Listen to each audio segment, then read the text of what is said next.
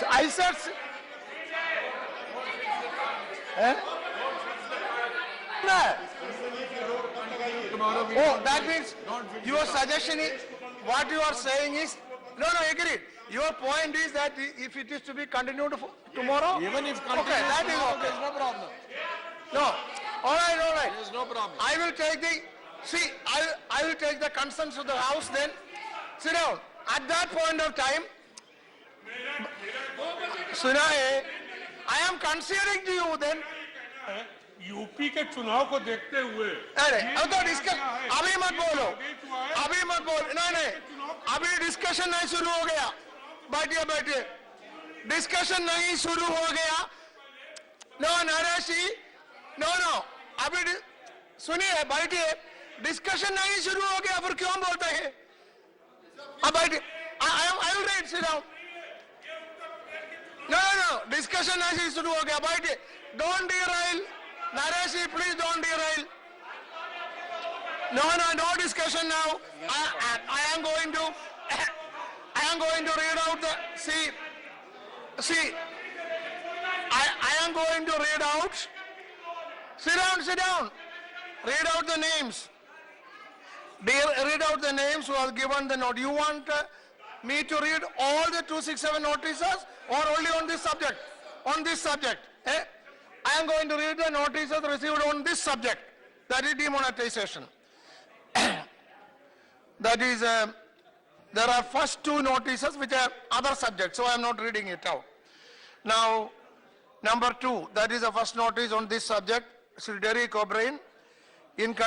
Subject is inconvenience caused to common people due to hasty demonetization. Second, next is Anand Sharma, social and economic fallout due to demonetization of currency and hardships suffered by citizens. Sri D. Raja, situation arising out of the demonetization of rupees 500 and rupees 1000 currency notes in the country. Sri Sharad Yadav, unplanned demonetization of currency notes of 500 and 1000 by the government, causing lot of hardship to every person in the country. Sri Naresh Agarwal, decision of the government to demonetize rupees 500 and rupees 1000 currency note. Sri Sitaram Yechury, social and economic fallout due to demonetization of currency and hardship suffered by citizens. Sri Ananda Bhaskar Rapalu, ongoing chaos following drastic precautionless institutions impairing demonetization of rupees 500 and rupees 1000 currency. Sri Premchand Gupta, unplanned demonetization of currency notes of 500 and 1000 by the government, causing lot of hardship to every person in the country. Now, Vishwambar Prasad Nishad, the same subject. Sri Satish Chandra Misra, problems due to demonetization. Sri Pramod Tiwari, same subject. These are the notices. No, 1 second. What are the same Sir, subject? one request. 2 more SS, 2 more notices. One on the same subject. Number 1, Sri Kiranmanda Nanda. Sorry, Kiranmay Nanda. Second is TK Rangarajan. Let me complete. TK Rangarajan. As I already said, we will start the discussion now because there is total concern. And there, no, let me complete. Therefore, the list of business as notified today in the list of business stands suspended. Completely agree with you that should we go in the order, like the Congress will speak first, etc. like that. Yeah. My request from my party is, sir, because we have a meeting with the Rashtrapati ji, so I am scheduled to speak number 4. Could that be put on pause? I will speak at a later time. That is all I'm trying to say. That is all. okay. Thank you. Now, so we start straight away discussion. Sri Anand Sharma to initiate discussion. Sri Anand Sharma. Give. Those who speak should give the name within. Within half an hour. Taking place under 267. Pardon? Yes. That is what my understanding is. Yeah. 267. I am not hearing. Notices. So Yes, that's what our debate understanding. is the debate, the notice which we have given is under Rule 267. Sir. So I accepted that, and so 267 notice is accepted. Accordingly, I have suspended the list of business for today. That I already gave the ruling. Already ruling is given. Yeah. Now, those who would like, one second, those who would like to speak should give their names within half an hour. I know the subject came just now, but within half an hour, the name should come. लेकिन जिन्होंने notice दी है उन सबके नाम उनको, yeah. तो automatic Yeah. When their party turn comes, they will be called, no problem. Yeah. दे दो, बोल देना. डेरिक ये नाम. शुरू करो, please start. माननीय उपसभापति महोदय, मंगलवार 8 नवंबर के दिन रात्रि 8 बजे के बाद भारत के प्रधानमंत्री श्री नरेंद्र मोदी जी ने एक घोषणा करी, राष्ट्र के नाम संदेश दिया। देश के इतिहास में पहली बार आजादी के बाद एक प्रधानमंत्री ने एक बड़ा फैसला राष्ट्र को संदेश के माध्यम से बताया कि सरकार ने निर्णय किया है कि 500 रुपए के और 1000 रुपए के जो करेंसी नोट हैं भारत के अंदर सर्कुलेशन में, उनको सरकार रद्द करती है। उनको लीगल टेंडर मध्य रात्रि के बाद नहीं माना जाएगा। माननीय प्रधानमंत्री जी ने यह भी कहा कि देश में काला धन पर प्रहार करने के लिए, आतंकवाद पर रोक लगाने के लिए यह कदम जरूरी है, क्योंकि ये पैसा आतंकवादी इस्तेमाल करते हैं और भारी मात्रा में नकली पैसा, काउंटरफिट करेंसी सर्कुलेशन में है, जो राष्ट्रीय सुरक्षा के लिए चिंता का विषय है।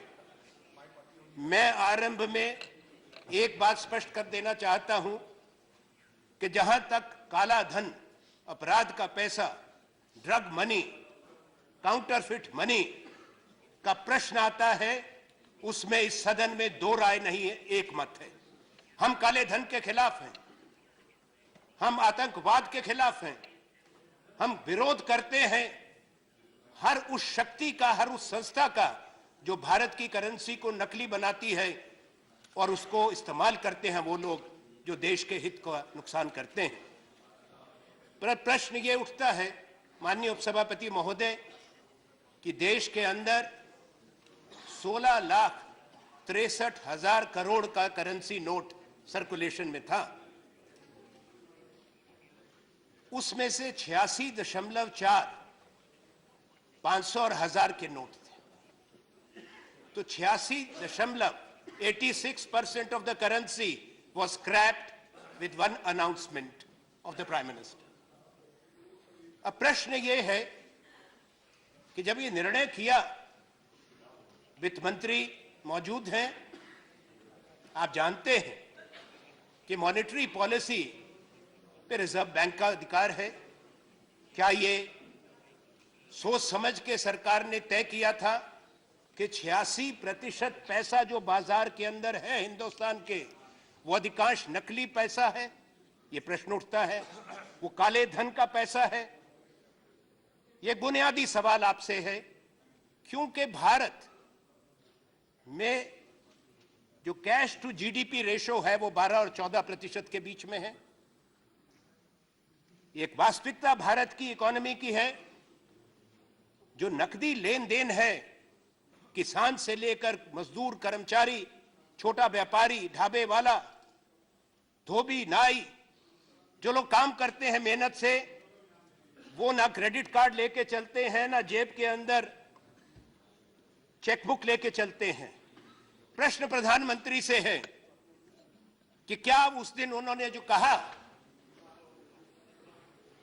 वो इन सब बातों को मद्देनजर रख के ये बात की गई? उपसभापति महोदय, ये बात जानना जरूरी है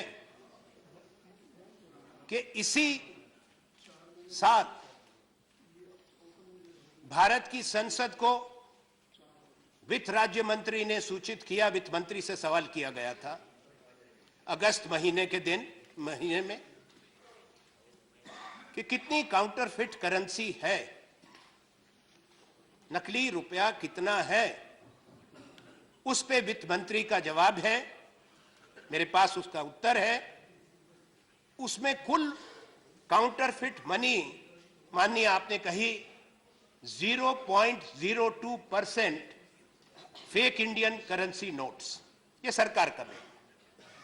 तो अगर 0.02 सरकार ने स्वयं माना कि नकली करेंसी है, उसको आधार बनाकर यकायक 86% को निकाल दो और देश में एक अघोषित एक ऐसी आपात स्थिति पैदा कर दो कि हिंदुस्तान के नागरिक देश में, गांव में, कस्बों में परेशानी में पड़ जाएं।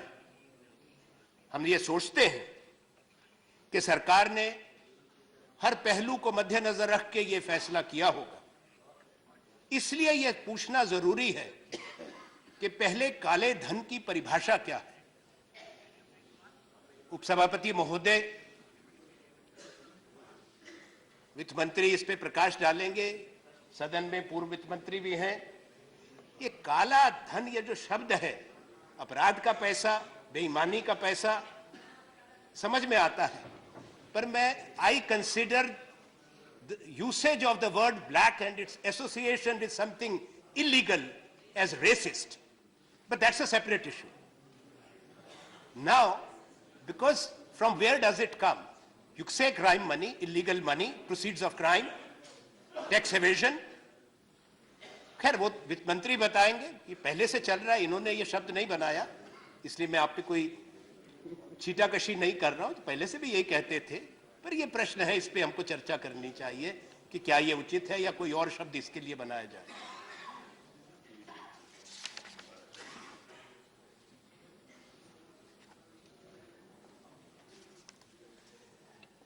उपसभापति महोदय,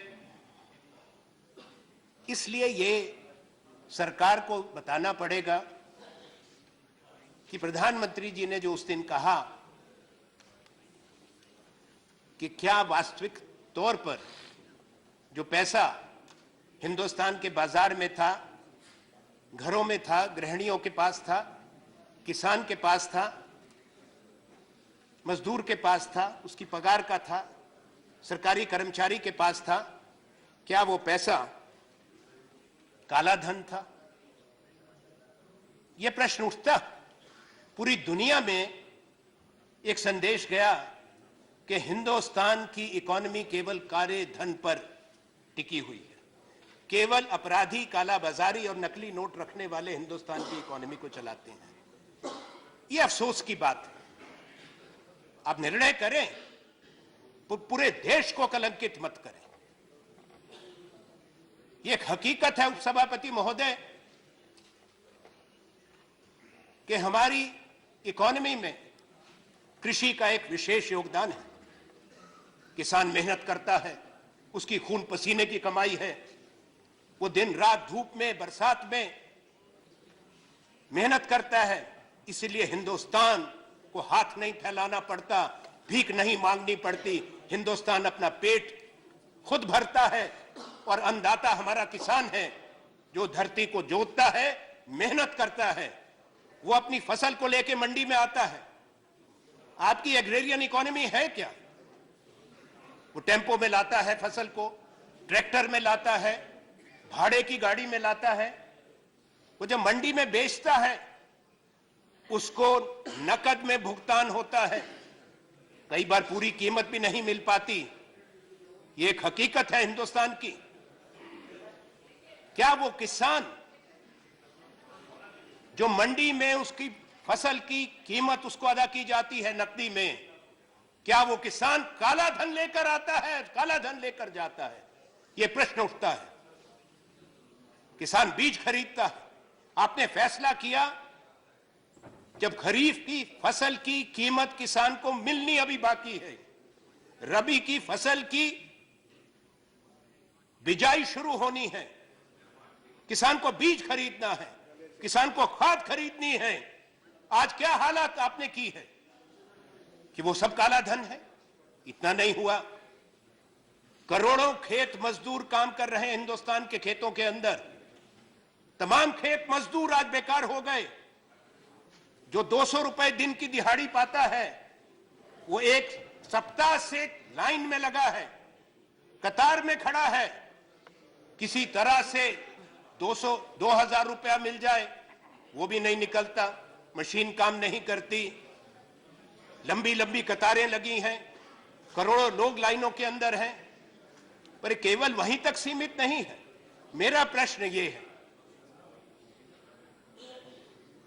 कि देश के अधिकांश लोग जो बाहर खाना खाते हैं वो छोटे छोटे ढाबों के अंदर जाते हैं।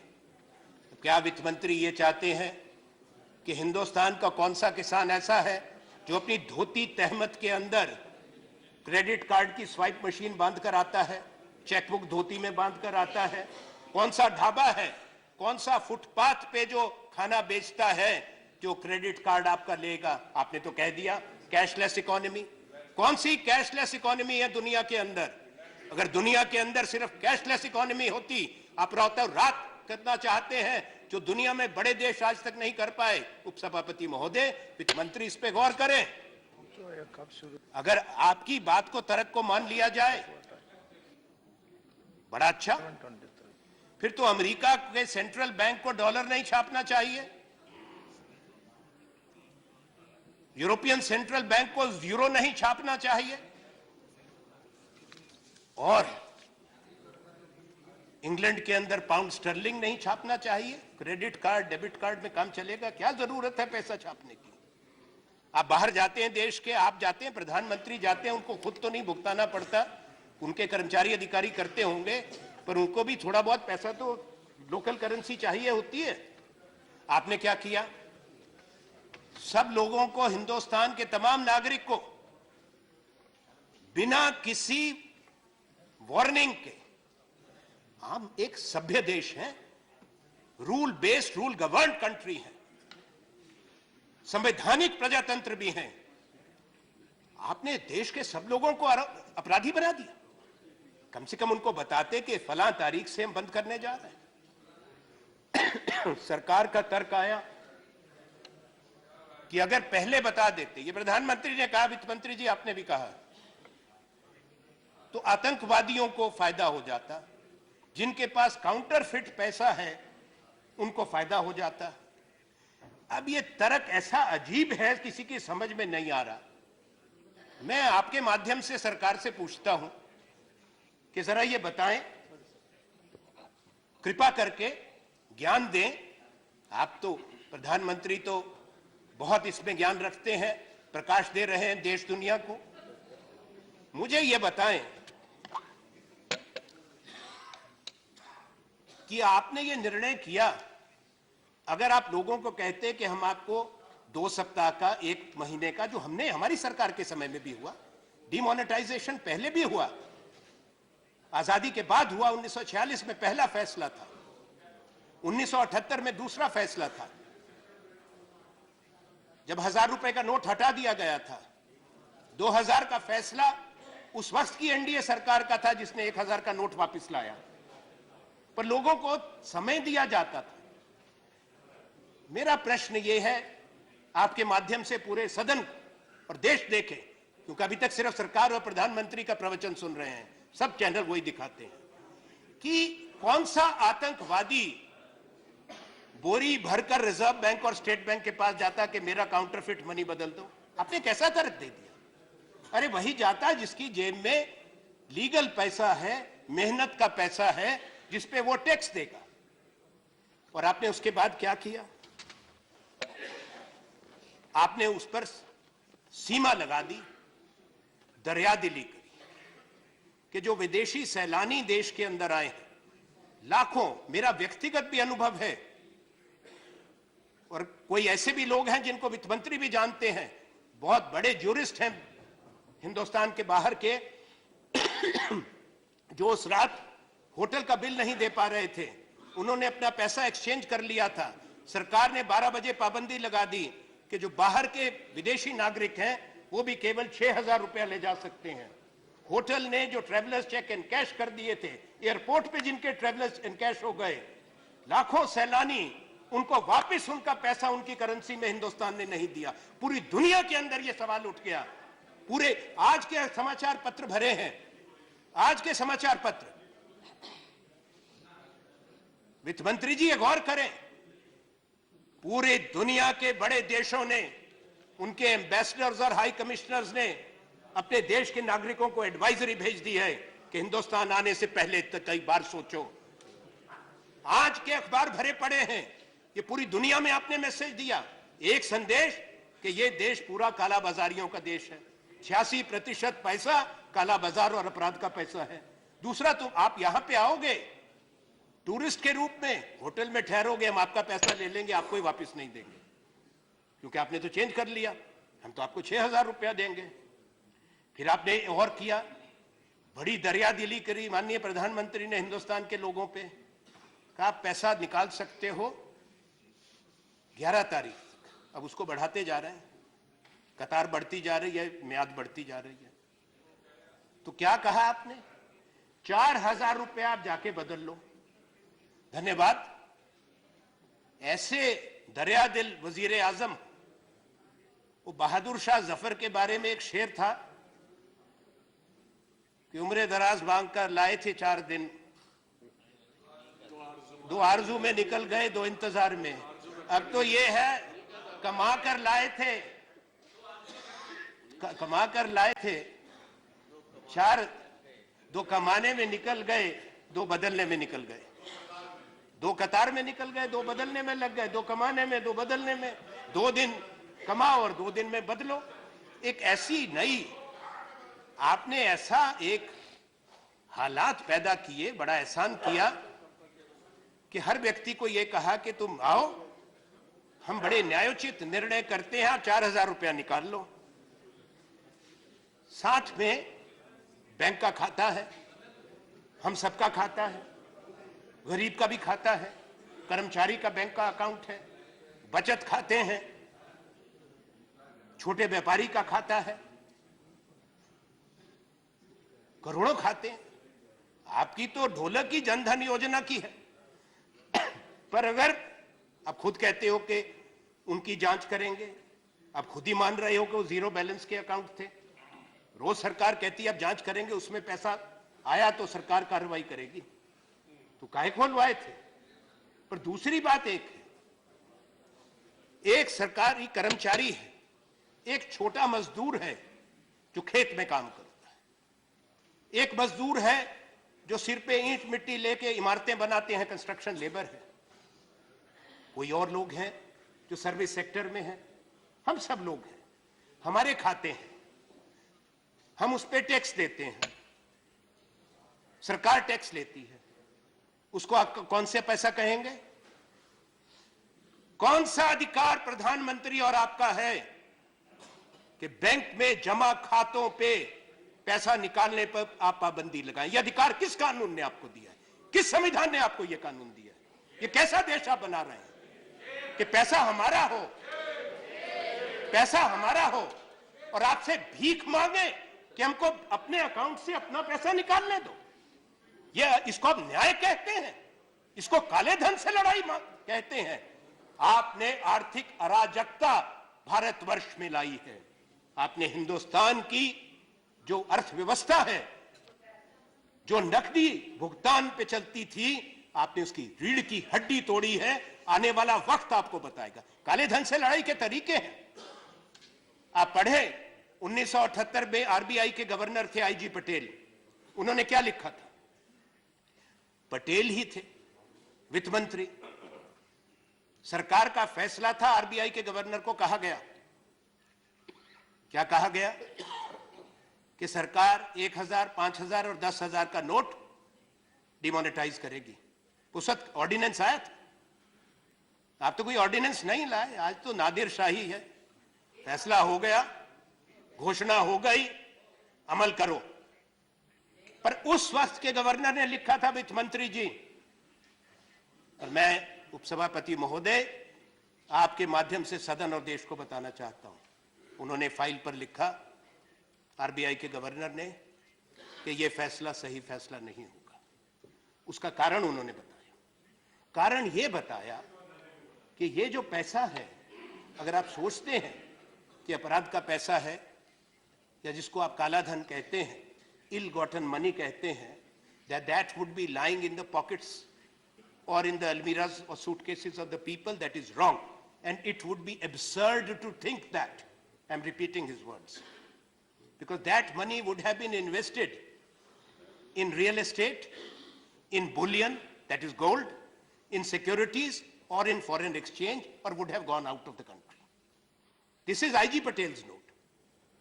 Later on, the then finance minister 1 year later realized, when there was a gold crisis and Morarji Desai's government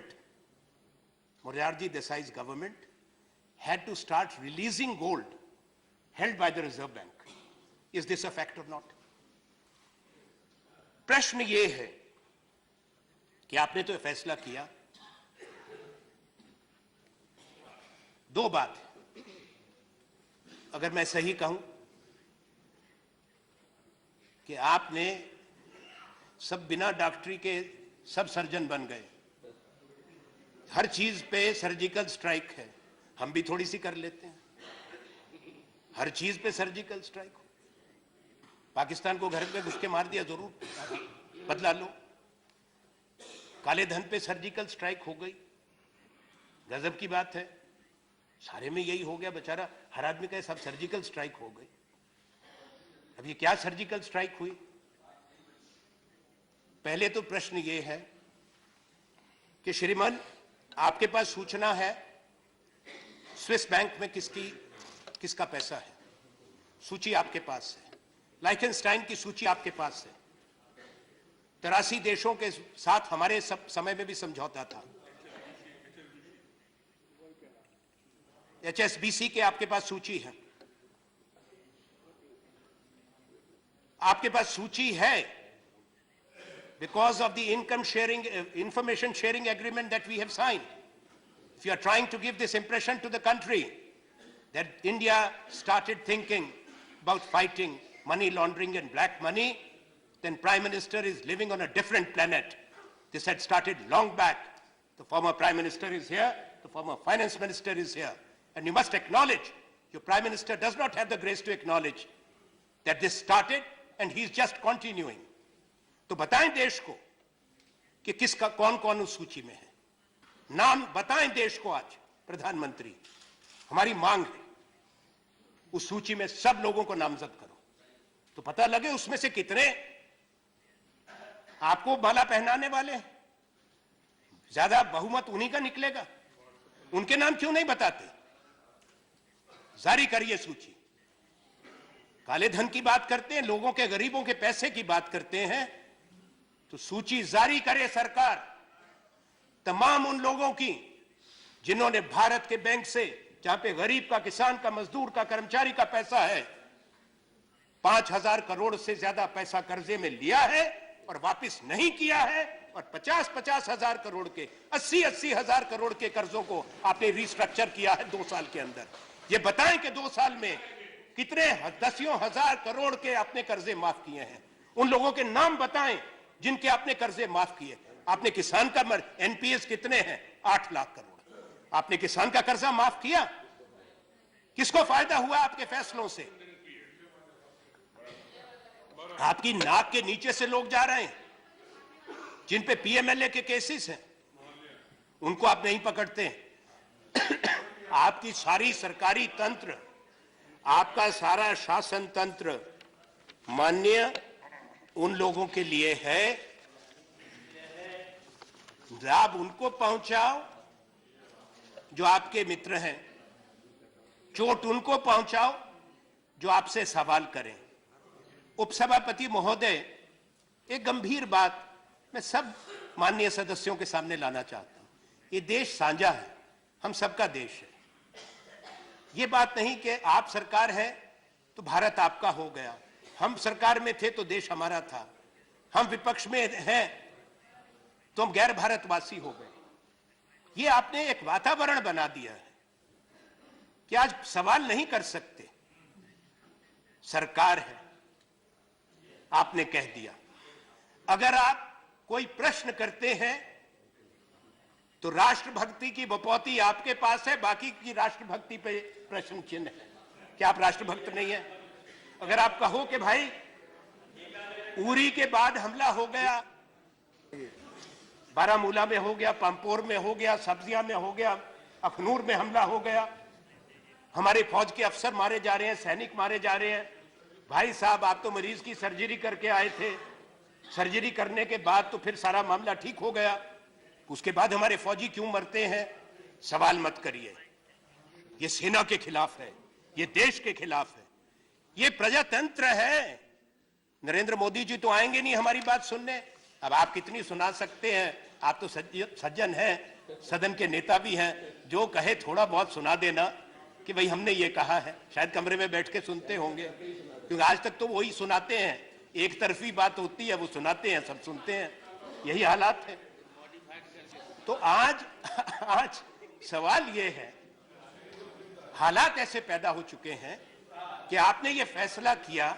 हम कहें आपने सूचना क्यों नहीं, आतंकवादियों को फायदा होता, आप उनकी मदद की बात करते हो, काला धन वालों को फायदा होता, आप उनकी बात करते हो। तो ये जरा सोच के, थोड़ा संयम से सरकार को, प्रधानमंत्री को गंभीरता से बात करनी चाहिए। प्रधानमंत्री तो बन चुके, अब वो जो बरसों करते रहे, आप लोगों का अधिकार था विपक्ष में, वो भी प्रतिपक्ष में थे। अब 2.5 साल हो गए, आज की तारीख पूरे 2.5 साल मध्यावधि सरकार की आपके चुनाव जीतने की हो गए। 16 नवंबर है आज। अब सारी बात बदल दी। आप काला धन बाहर से वापस क्यों नहीं लाए? आप सवाल नहीं कर सकते। कौन है आप सवाल करने वाले? नहीं लाए। आपने 5 करोड़ रोजगार आज तक पैदा कर देने थे, 2 करोड़ एक साल में, 2.5 साल में 5 करोड़। अब सवाल नहीं कर सकते। प्रधानमंत्री तो काले धन के साथ लड़ाई में जूझ रहे हैं, सीमा पार सर्जिकल स्ट्राइक कर रहे हैं। हर आपका वायदा, जो आपने लोगों को सपने दिखाए थे, आपने प्रधानमंत्री और आपकी सरकार ने वायदा खिलाफी हिंदुस्तान के लोगों के साथ की है, नौजवानों के साथ की है। आज बेकारी बढ़ रही है, भूखमरी बढ़ रही है, त्राही त्राही देश में है। आप एक ऐसी दुनिया दिखा रहे हैं कि सब कुछ ठीक है, सब कुछ ठीक हो गया, अच्छे दिन आ गए। अगर अच्छे दिन की परिभाषा ये है तो आज देश के लोग कहेंगे कि ये परिभाषा बदली जाए। जो आपने किया, आपने सारी बात पर पर्दा डाल दिया और नई बात इस तरह सनसनीखेज तरीके से आप लेकर आ गए। जो बुनियादी सवाल है, वित्त मंत्री जी, आपकी सरकार को यह जवाब देने होंगे। हमारा एक और कहना जरूरी है। जब माननीय प्रधानमंत्री जी ने ये प्रवचन दिया राष्ट्र के नाम संदेश में, उम्मीद ये रखते हैं कि पूरी इंतजाम किया होगा, पूरी तैयारी की होगी। वो तैयारी जो आपने की, उसके बाद ये बद इंतजामी कैसे? अगर आपकी तैयारी पुख्ता थी, 86% करेंसी निकाल दी आपने, तो अगले दिन बैंक में उपलब्ध होनी चाहिए थी। आपने कहा वो एटीएम को रिकैलिब्रेट करेंगे, आपने कहा, प्रधानमंत्री ने कहा, तो 9 नवंबर को बैंक बंद रहेंगे, 9 नवंबर को एटीएम बंद रहेंगी। ठीक बात। फिर 10 नवंबर से क्या हुआ? बैंक में पैसा नहीं, वो 2000 काला धन से लड़ने चले हो उपसभापति महोदय। 500 रुपए का नोट और 1000 का नोट रद्द कर दो और 2000 का नोट ले आए, जो रंग छोड़ रहा है, जो बचपन में हमको मिलता था चूर्ण के पुड़िया के अंदर, वैसे रंग का एक 2000 का नोट ले आया, जो कोई चाहता नहीं है। अब 2000 का नोट लेके गरीब आदमी कहां जाए, किसके पास उसका भुगतान करे? सब्जी वाले के पास जाएगा, वो छूटा नहीं है, ढाबे में जाएगा, छूटा नहीं है। अब ये बचपन में हमको दिखता था, आपने भी देखा होगा। इससे जो लोग हिंदुस्तान के स्कूल में गए हैं, प्रधानमंत्री भी पाठशाला गए हैं, ये बचपन में मिलता था हमको। और एक खेल भी होता था, उसमें वही पुड़िया मिलती थी।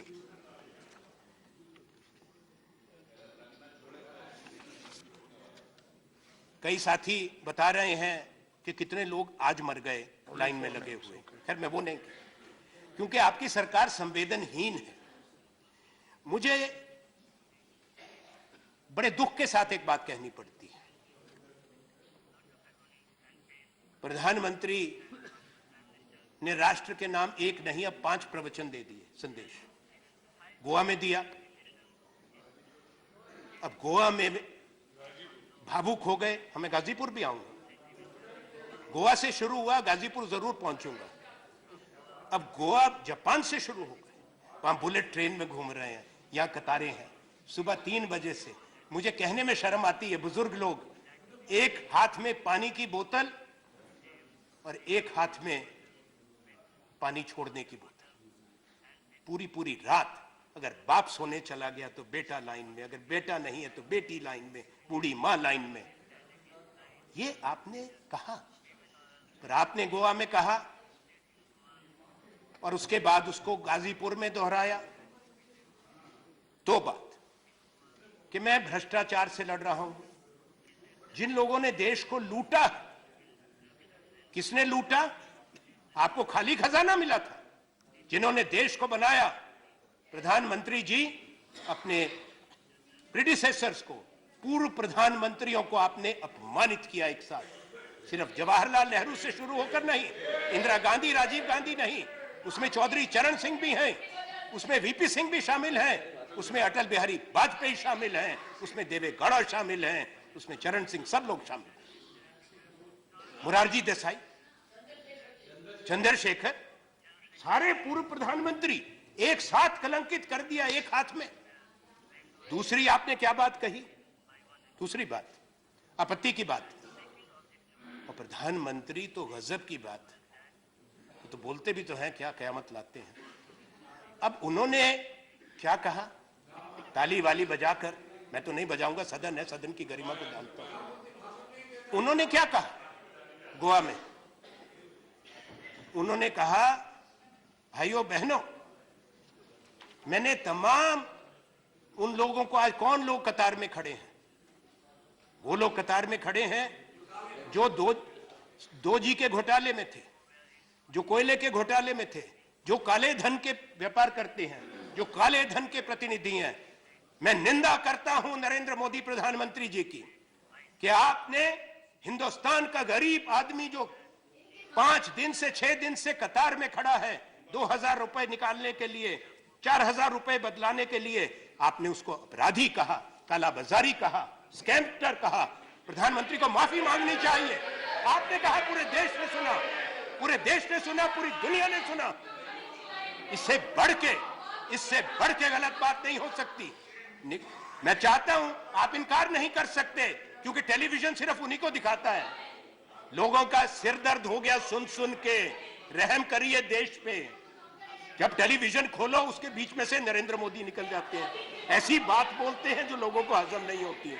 क्या हो गया देश में? ऐसा प्यार हो गया उनसे।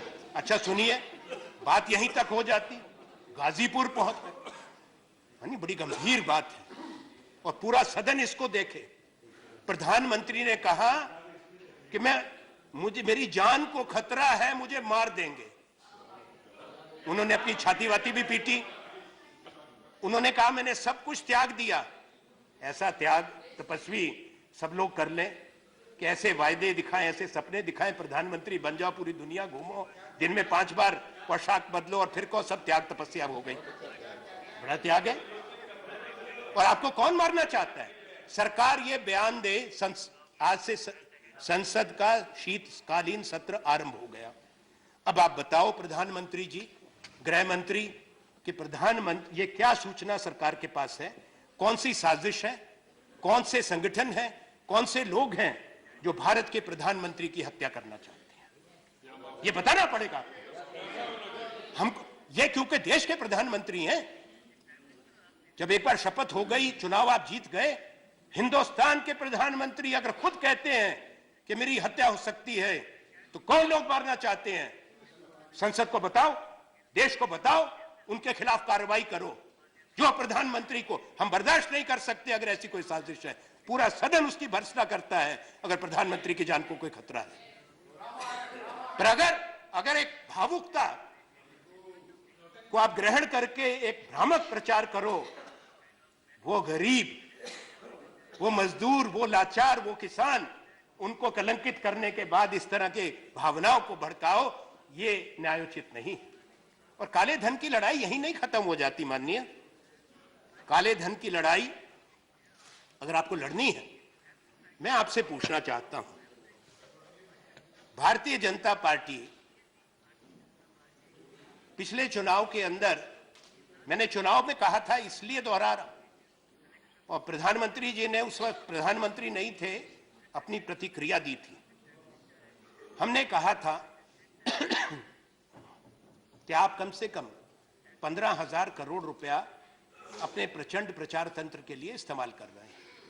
प्रधानमंत्री जी ने अपना कैंपेन छोड़कर, वो अपना मैच फिक्सिंग होती है, क्रिकेट में होती है, पॉलिटिक्स में भी हो गई, वो आपके ही एक उसकी चैनल पे बैठ के इंटरव्यू दिया और हमको चुनौती दी कि हम साबित करें, आप हमारे पास इतने दिन रह गए हैं, आप साबित करो कि हम इतना पैसा इस्तेमाल कर रहे हैं। उसके बाद एक इंटरनेशनल मनी वॉच ग्रुप की रिपोर्ट आई, जिससे ये मालूम हुआ, और 5 प्रतिनिधि, मैं दूसरे देशों की बात है, नाम नहीं लूंगा, पर उनके राजदूत और हाई कमिश्नर मुझसे मिले, मैं भारत सरकार का वजीर था, उन्होंने कहा मुझसे that you are being very generous to your political opponents. As per this money watch group, जो पैसा इनके पास है वो कम से कम 23-24 हजार करोड़ ये खर्चा कर रहे हैं। वो पैसा कौन सा पैसा आपके पास था? 80-80 जहाज चल रहे हैं, 100-100 हेलीकॉप्टर दौड़ रहे हैं, कोई गंगा में डुबकी लगा के वो पैसा आया था? किसका पैसा था आपका? आप आज जो साधु, तपस्वी, साधु, सन्यासी, त्यागी, तो पैसा किसका था? आप क्या बताना चाहते हैं लोगों को? कहां से आ गया? और आज भी है। प्रधानमंत्री जो गाजीपुर में गए थे, आपने कहा गाजीपुर में, इनका मैं जरूर पहुंचूंगा, वो गाजीपुर की रैली का क्रेडिट कार्ड से पेमेंट हुआ था, चेक से पेमेंट हुआ था? किसने पेमेंट करी? खूब वहां पे दहाड़ रहे हैं खड़े होकर। कर्नाटक में आपके एक नेता की बच्ची की शादी हो रही है, वहां पे क्या तूफान हो रहा है? 500 करोड़ रुपया शादी में इस्तेमाल हो रहा है, सारे इनके नेता वहां पे जा रहे हैं, और काले धन के खिलाफ गिरफ्तार करो ना उसको। हंस क्यों रहे हो? पकड़ो उसको। 500 करोड़ कहां से आया? सारा दुनिया देख रही है, दुनिया के अखबार उस पे लिख रहे हैं। पर मैं एक गंभीर बात पे आना चाहता हूं, और यह आवश्यक है।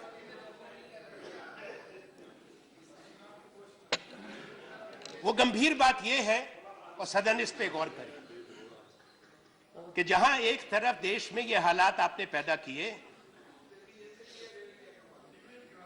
दूसरी तरफ इंतजाम नहीं, पैसा नहीं, एटीएम खाली है, लोग परेशान हैं। फिर आप लोगों के घाव पर घाव भी आपने दिया, उस पे मलहम लगाने की जगह कि भाई एटीएम चलवा दो, उस पे नमक मिर्च प्रधानमंत्री, वित्त मंत्री आप लोग लगा रहे हैं। रोज जो पैसा मांग रहा है, लोगों की बेटियों की शादियां रद्द हो गई, पिताओं ने, माताओं ने आत्महत्याएं कर ली, बरातें वापस जा रही हैं, प्राइवेट अस्पताल पैसा नहीं ले रहा, मरीजों की लाश को रिलीज नहीं कर रहा, मरीज वहां तड़प रहे हैं। ये पूरे हिंदुस्तान की कहानी है। आपको जिसकी बेटी की शादी टूट गई, जिसके बाप ने आत्महत्या कर ली, जो कतार में खड़े होकर मर गए, कोई संवेदन है? आप संवेदनहीनता से काम ले रहे हैं।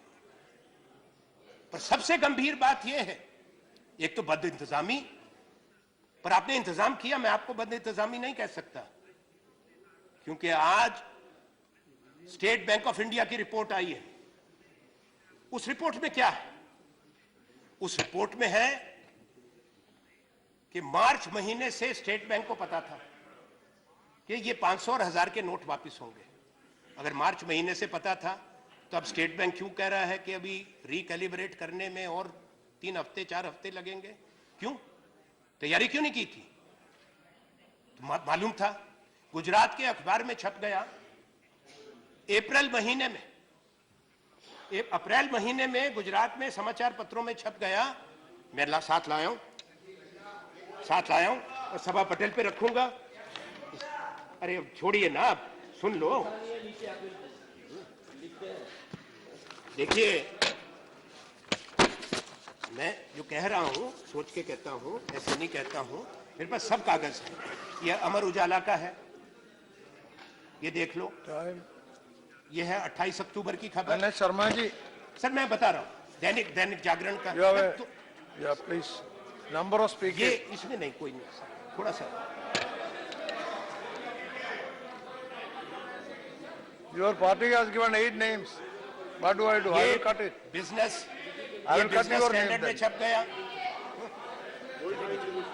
कोई टाइम लिमिट नहीं है साहब। ये देखिए, गुजरात के समाचार पत्र में अप्रैल महीने में खबर, स्टेट बैंक ऑफ इंडिया की रिपोर्ट जो है, मार्च में उन्होंने रिपोर्ट तैयार कर ली कि 500 और 1000 का नोट वापस होगा। 20 अक्टूबर को ये खबर बाहर आई, अंग्रेजी के अखबार में छप गई, 21 के। फिर दैनिक जागरण जो है, बड़ा अखबार है हिंदुस्तान का, दैनिक जागरण सब जानते हैं, आप भी जानते हैं। उन्होंने, आपका ये है, आपका उनसे झगड़ा तो नहीं हो सकता, झूठी खबर तो नहीं छापेंगे, उन्होंने भी छाप दिया। अब हुआ क्या है, ये गंभीर बात है कि जब बड़ा इतना फैसला होता है उसमें सीक्रेसी होती है, गोपनीयता होती है। प्रधानमंत्री ने और आपने कहा कि अगर हम लोगों को कह देते कि बदल लो, तो आतंकवादी पैसा बदल लेते, अपराधी बदल लेते। वाह, पर आपने गोपनीयता नहीं रखी। You never kept the secrecy. This information was selectively leaked. Your BJP units have deposited crore. इसलिए मेरी आज ये मांग है, अभी बताएंगे, अभी नहीं, इन पे नहीं मैं कह रहा हूं, मैं वित्त मंत्री जी का आदर करता हूं, इनको नहीं कह रहा। मेरी इस समय वित्त मंत्री के साथ पूर्ण सहानुभूति है। आप नेता सदन भी हैं, मित्र हैं, इतने उच्च कोटि के विद्वान हैं, आपसे नहीं शिकायत, ये तो व्यवस्था की बात है। यहां तो हुकूमत ऐसी है। हमारे यहां एक राजस्थान में पुरानी कहावत थी, मैं आप लोगों की तरफ कह रहा हूं, इस तरफ नहीं, कि पंडित जी को कहनो है इसी गांव में रहनो है, बिलाऊ ले गई ऊंट को, हाँ जी कहनो है। तो आपका तो यही हिसाब है। मोदी ने कह दिया बिल्ली ले गई ऊंट को, आप भी कहोगे ले गई, मैंने भी देख लिया। तब सवाल एक है, अच्छा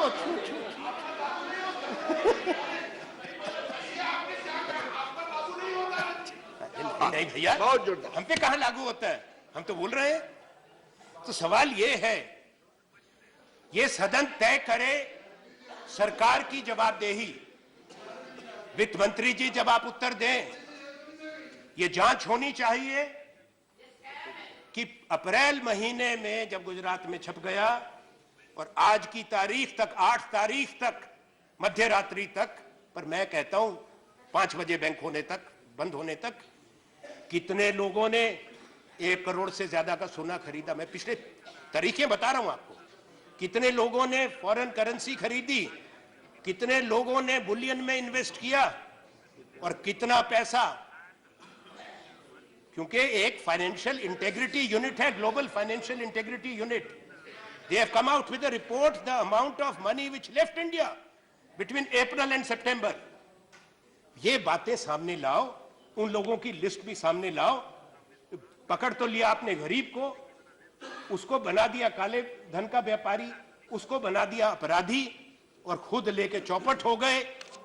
उन लोगों की कोई सूची नहीं है, क्योंकि वो आपके जब सूची निकलेगी तो हिंदुस्तान का सबसे बड़ा स्कैम काले धन को दूर करने के नाम पे सामने आएगा। उसकी जांच होनी चाहिए। अगर हम मांग करते हैं तो क्यों मांग करते हो, आपत्ति करते हैं क्यों आपत्ति करते हो, तो ये बात आप बंद कर दें। प्रतिपक्ष का एक कर्तव्य है, मैंने आरंभ में कहा, दोहराता हूं अंत में, काले धन के खिलाफ इस देश में कई बार कदम उठाए गए, बड़े कानून लाए गए। सूचना का अधिकार का कानून भी आया, विसल ब्लोअर एक्ट की भी बात हुई, जुडिशियल अकाउंटेबिलिटी बिल की बात हुई, प्रिवेंशन ऑफ करप्शन एक्ट आया, मनी लॉन्ड्रिंग जिसको आप डाइल्यूट करना चाहते हैं, prevention of money laundering act लाया, पहले तो लाया। तो ये दिखाना कि आप ही करते हैं, कृपा करके ऐसा मत करो। ये देश को इस तरह से मत बांटो कि राष्ट्रभक्त और ये राष्ट्र विरोधी। आप साधु संत तपस्वी, यहां सारे दूसरे, ये कृपा करिए। यहां पे भी सब लोग देश का सोचते हैं, पर आप गरीब का सोचो, देश की इकोनॉमी का सोचो। कहीं ऐसा ना हो, ये मित्र है आपके भी हमारे सबके, कि आपके वित्त मंत्री काल के अंदर देश की अर्थव्यवस्था ऐसी बिखरे कि आपको भी दुख हो, देश को दुख हो, और गरीब जो है आहत दे। मोदी जी को तो हम दीर्घायु की कामना करते हैं, और इस आग्रह के साथ कि वो बता दें कि क्या सूचना उनके पास है, क्योंकि कोई इसको बर्दाश्त नहीं करेगा हिंदुस्तान के प्रधानमंत्री को किसी तरह का कोई संकट हो। धन्यवाद। Thank you. Thank you very much. Now, Sri Piyush Goyal.